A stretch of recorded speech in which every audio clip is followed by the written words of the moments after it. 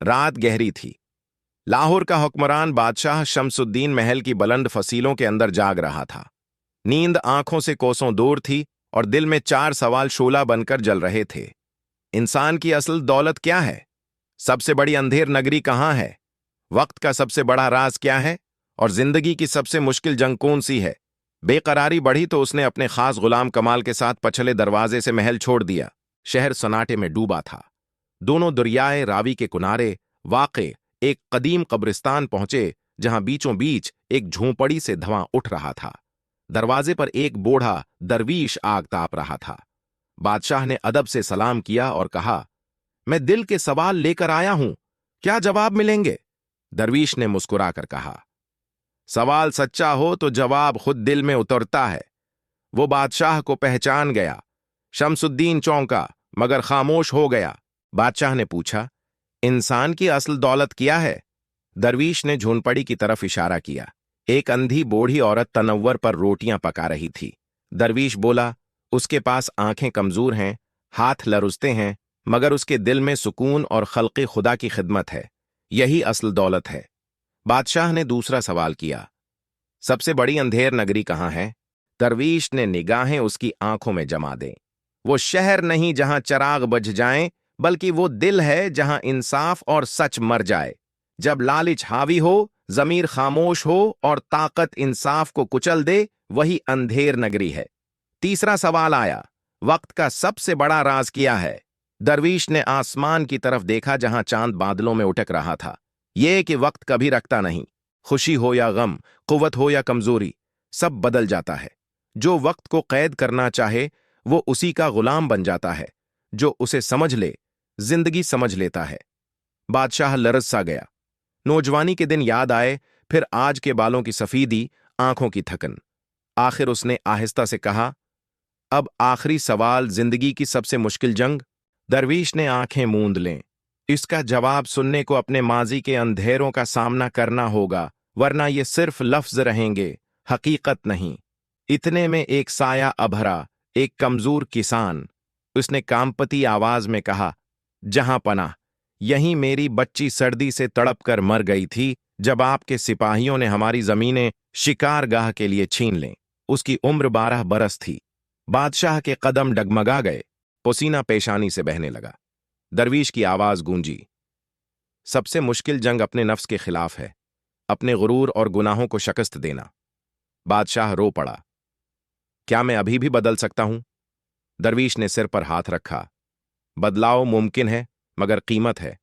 कल सुबह महल के दरवाजे खोलो, रियाया को बुलाकर ताज उतार दो और इकरार करो कि तुम उनके खादिम हो। जिनके जख्म दिए, इन पर मिरहम रखो।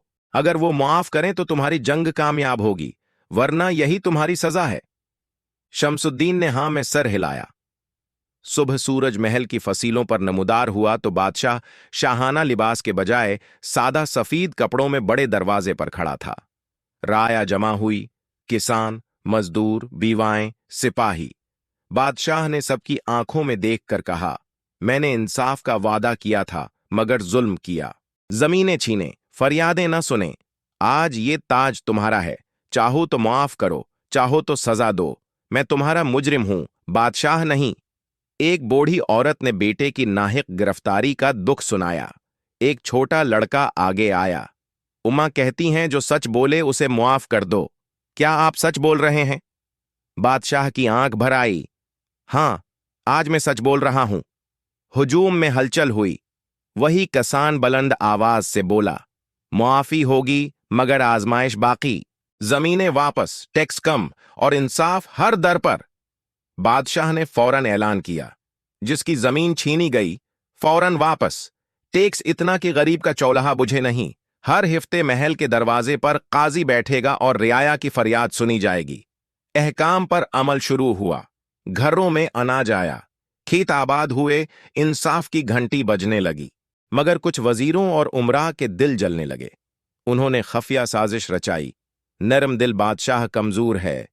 रात ढली तो बगावत के नारे फसीलों से टकराने लगे। सिपाही दरवाजों तक पहुंच गए। कमाल ने तलवार पेश की तो बादशाह ने इनकार किया।